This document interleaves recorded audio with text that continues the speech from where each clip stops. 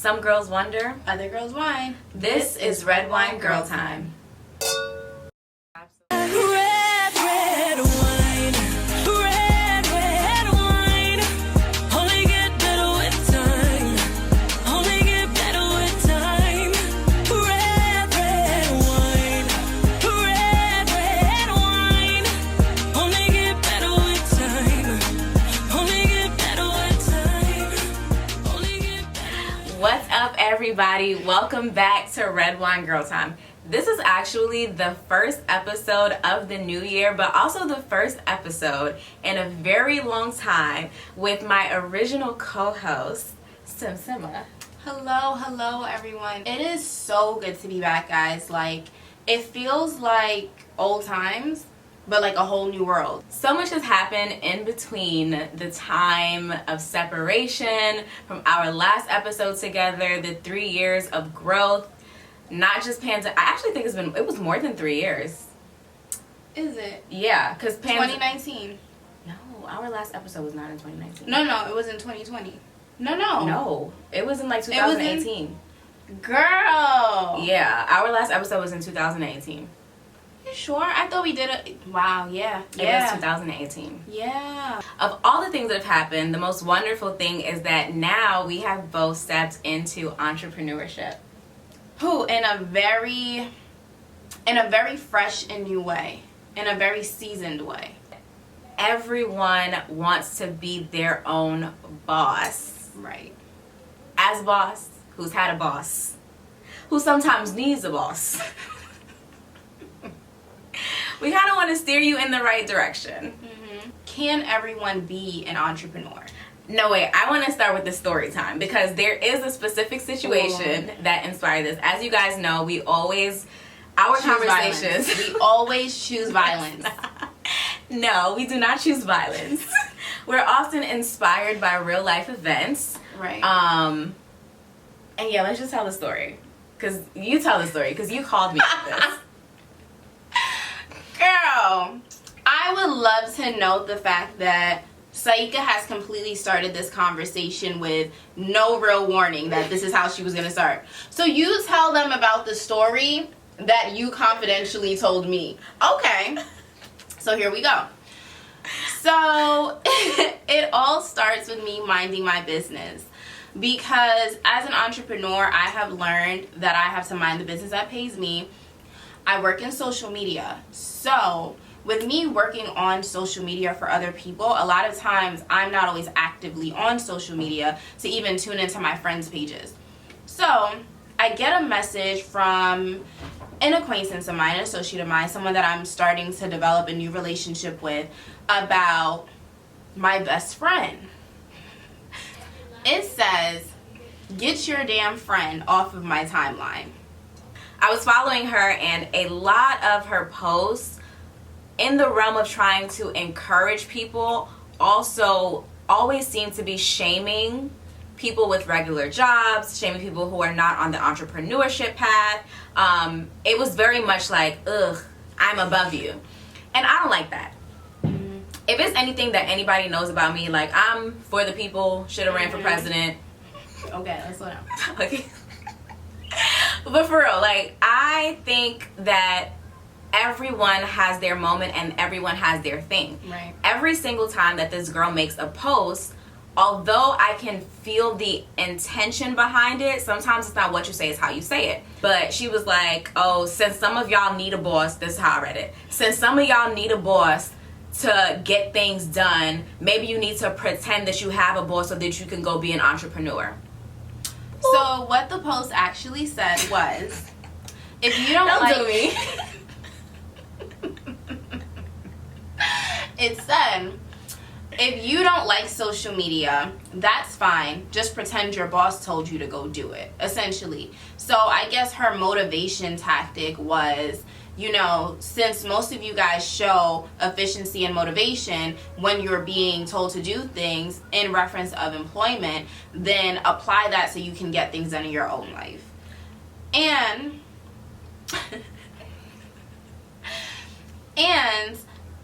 I just want to piggyback real quick that I do agree with the fact that sometimes the candor, the brand, is very much that having a 9 to 5, being employed, is not a positive thing.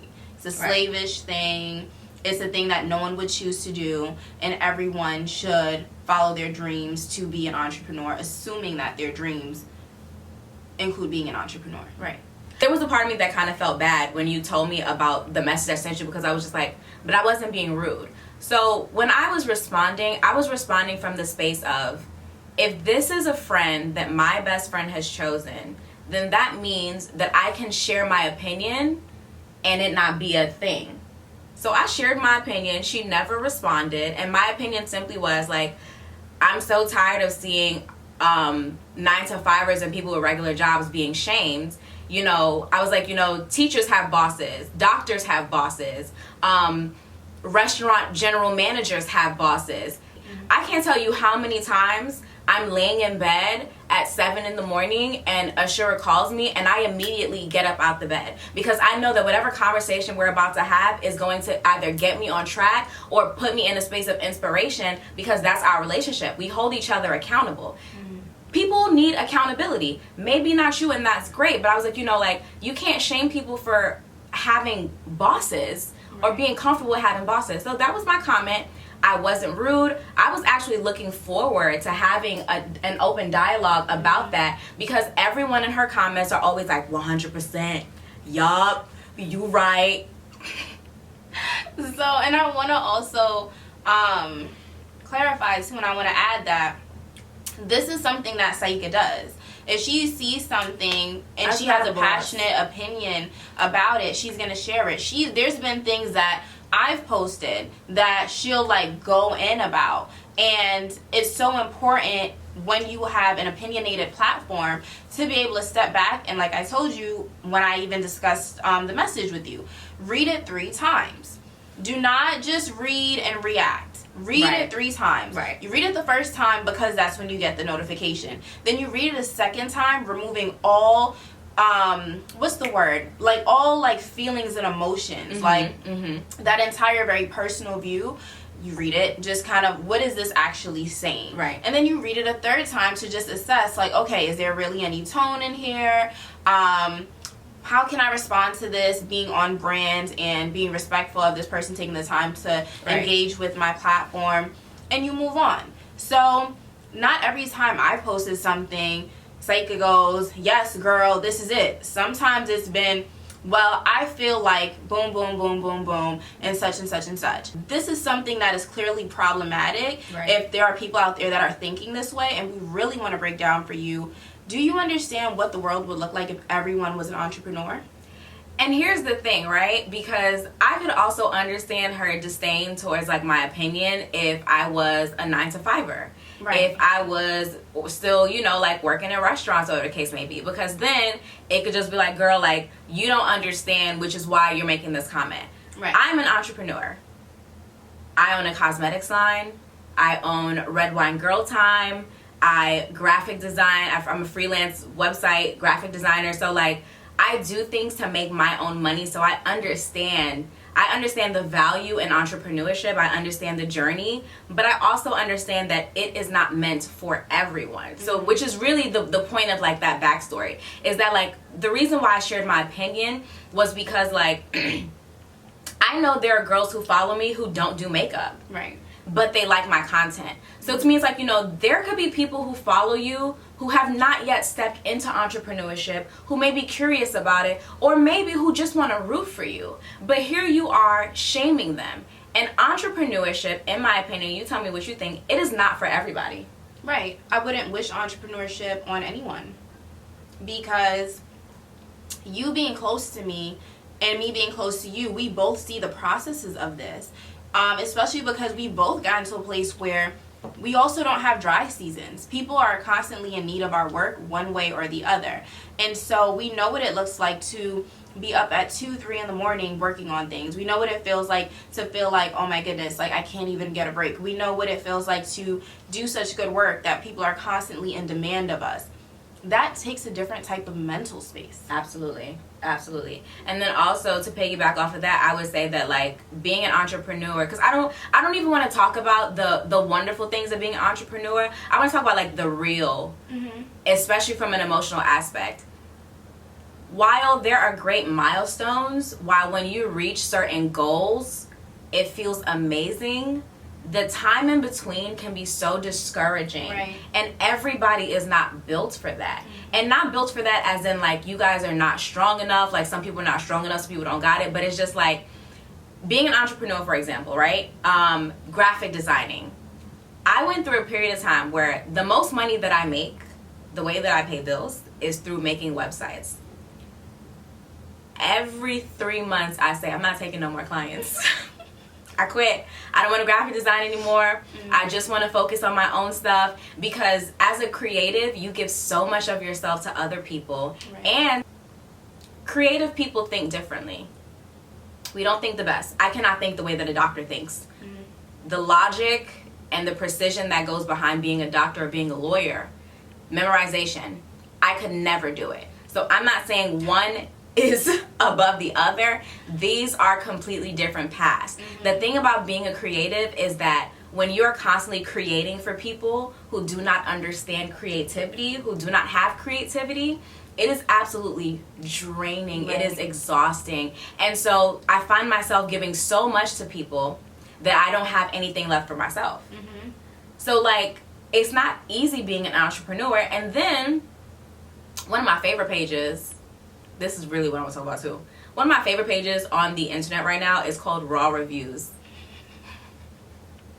The toxicity continues. So Raw Reviews on Instagram is a platform where you get to send in reviews on small businesses. A majority of these small businesses do happen to be Black owned. A majority of them also happen to be in the beauty space. Hairstylists, beauticians, makeup artists, nail techs, photographers, lash techs, everybody. Now, mark my words, this platform is going to be the next Shade Room.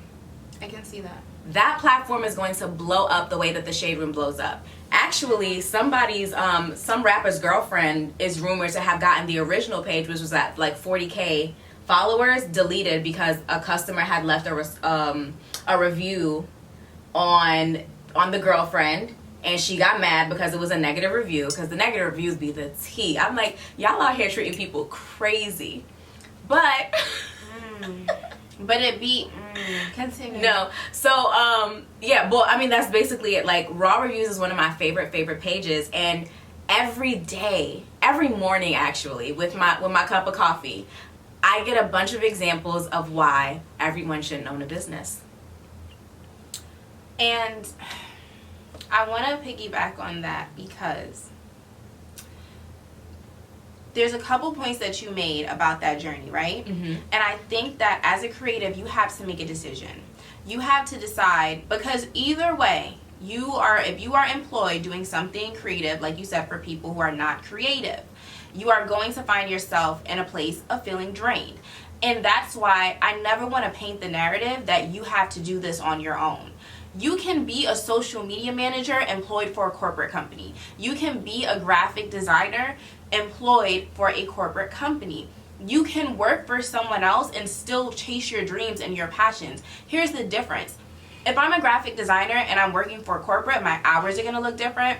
My deliverables, my day-to-day expectations, my access to things, my freedom, it's going to look different. And your amount, not to cut you off, but and your amount of rewards. Because Right. that's the thing about being an entrepreneur. The rewards, that's what I want to say. The rewards are very far and few. They may be grand, but like, at least as a waitress, I know, oh, this was a good tip week. I know what I have to look forward to. Yeah. I be missing waitressing, y'all.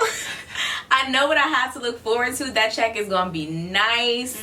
Or like if there's a big party coming in, or Right. if there's like a holiday, something like, you know what's ahead. And I love that too, because the other thing is that when you're working for a company, all of the responsibility to bring on incoming clientele and It's not on opportunity is you. not on you. It's not on you. There's nothing wrong with that. And I think that when we push this narrative that the only way to chase your dreams, especially as It's a to creative, struggle. exactly. Because I'm going to be very honest with you. Being an entrepreneur, I am 5 years in. 5 years in. And I cannot tell you I have waitress. I was a hookah girl. I was posting the flyers, y'all. She was posting the flyers. I was in the bodysuits. She was posting the flyers. I was asking the people, okay, so what flavor did you guys want to do? What Yelling. What flavor? What flavor did you? Okay, we're out of mint, and Mighty Freeze is out. I was a hookah girl. Yeah. In Atlanta, it does something to you mentally, but Specifically in Atlanta. Atlanta and Miami is different. I don't care what nobody say. It's a different world. I have literally, like, just quick side note, I've cried in my car on my way home. Like, yo, I can't do this. I can't. It's a different type of it. But I did that because I was going for my dream. And that was in that season where I was going through dry seasons. I had a plan, but I needed a platform. We gonna run that back. I'm hitting rewind on that one. That line is different when you really, like, apply it correctly. But I had a plan, y'all. I had a plan. I was working on a lot of things. And I was finally, because that was year 4 of entrepreneurship. And I was working on a lot of puzzle pieces. But I didn't have the right place to be in. And it took me so much sacrifice to be able to do that. Mind you, I have a kid. You know what I'm saying? I say that to say, you don't have to do that. You don't have to be a hookah girl. You don't have to spend your last on inventory. You don't have to be out here with $8 in your account. Figuring out how you're going to pay the rent. You know what I'm saying? You don't have to do that. You can take those skills, you can take that time and work for someone else that is going to pay you a salary where you know when you need to be at work, you know when you need to come back, you know what you need to deliver. And there's not all of this, like, there's contracts signed in a different type of way. When you're working for yourself, yes, the contracts are signed, but you don't have a company behind you backing an entire company culture for not only you, but also your clients. You don't, you know what I'm saying? So you have options. Sometimes you do need to feel like you have a boss. Right. Sometimes you do need to feel like there is a deadline. Because if you're just going by what you feel, because that is my life's mantra, I'm just going to do what I feel. And that's not effective in the entrepreneur space. Right. Which is, again, why although I'm doing good at being an entrepreneur, I'm not doing great at it. I can 1,000% admit that. I'm not doing great at it because I lack accountability. I go off of my feelings. I do what I feel. And so as a creative, I would say that, like, you know, being an entrepreneur is not the healthiest space for me. I'm doing good at it. I'm like, I have no complaints. But sometimes I'm like... Haven't you been to Europe like twice in a year? Did do Europe twice in a year. Did do Europe twice in a year. I wonder what doing great is like. But okay, so here's the thing, right? Because she just brought that up. So I went to Europe twice this year. I did 1 month in Paris over the summer, and then bringing in the winter fall season, I did like 2 weeks in London and 3 weeks in Paris again. That's great, but Starstruck suffered in that time. Fair. Because I wasn't training anybody to take over and process orders while I'm away. I stopped advertising so that orders wouldn't come through. So yes, financially, it's doing good being an entrepreneur. But as far as taking your brand to the next level, again, being a creative, I struggle in that space. So sometimes I question, I'm like, damn, like, is entrepreneurship actually for me? Because even when I think about diving back into music, or even when I think about Red Wine Girl Time, when I first moved back to New York and I was working, I remember fiending to get off work because my laptop is in my bag and it's a Thursday night and I have to make sure that my episode uploads. There's a certain drive that comes from being a struggling artist. Right. And I think that's why it's important to really tap in. I think every person, entrepreneur, professional worker, unemployed. Every person should have a season where they take the time to study themselves. Sometimes we're such a professional in everyone else and everything outside of us that we don't pay attention to what even motivates me. One of the difficulties in entrepreneurship is understanding seasons, putting things to the side, picking them back up, trying again. And I personally don't believe in having a niche because I think that people are multifaceted. I am so many different people. So like, took a break from Red Wine Girl Time to really focus on Starstruck. And then Starstruck was booming. And then I decided that I wanted to pause and reward myself, and then I wanted to travel. And then to bring back Red Wine Girl Time. I feel like it was a similar journey with your brands where like a niche doesn't have to be one thing, but it is zoning in. Right. So Saika recently booked me for a brand strategy session, y'all. Because friends book friends. Write that down. Friends book friends. Friends book friends. And immediately, it was that moment where it's like, you're looking at me, I'm looking at you. And I'm like, we know where we're about to go. We're about to argue. We know that. But let's get through it. The first thing that I'm going to say, you're going to strongly disagree with, and that's what we're going to base the entire conversation on. So I love that you brought this point up first, because here's an example of literally something that we strongly disagree on. Saika believes you can do a million things a day and be successful at them. Not a day. And she has proved to do these things. She has successfully run a makeup line where she has monetized. She has successfully run a community brand, Red Wine Girl Time, where she has transformed that from screen to actual dinner table and production. So, you know, she's done all of these amazing things. She's done graphic design. She's done web design. Like, she's done all of these things all at once. I love you. Highly wouldn't recommend it. I'll take it back. I wouldn't recommend it. But that's the thing. She's a creative and her mind works in a very unique way. And so for her, it's like, yes, this works for her. I would never tell someone else, go ahead, do 5 things, hang out, let your mind run free. No. You need a niche. Niche. Okay, so what is the niche? Tell the It is people. a specific focus.